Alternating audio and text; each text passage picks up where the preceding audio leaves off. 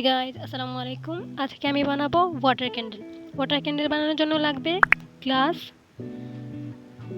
Caesar, cotton, lighter, plastic, water and oil.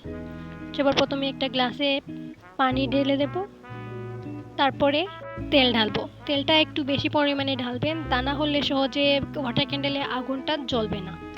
এখন একটা প্লাস্টিককে গোল করে কেটে নেব গ্লাসের ভেতরে দেওয়ার জন্য। আমার ভুলটা হয়েছে এখানে, এয়ারবাডস দিয়ে ট্রাই করলে অনেক প্রবলেম হয় ওয়াটার ক্যান্ডেল বানাতে। এখন আমি আপনাদের জ্বালিয়ে দেখাচ্ছি এয়ারবাডস দিয়ে ট্রাই করলে কি হয়। দেখুন, এয়ারবাডস দিয়ে ট্রাই করার জন্য বারবার আগুনটা নিভে যাচ্ছিল।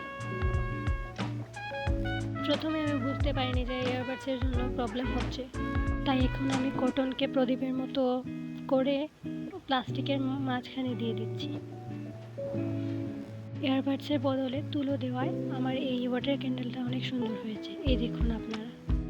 এই দেখুন কটন দেওয়ায় ওয়াটার ক্যান্ডেলটি অনেক সুন্দর করে জ্বলবে। এখন আমি প্লাস্টিকটি গ্লাসে ঢেলে দিচ্ছি। এখন আমি লাইটটা অফ করে দেখাচ্ছি। দেখবেন ওয়াটার ক্যান্ডেলটি অনেক সুন্দর হয়েছে।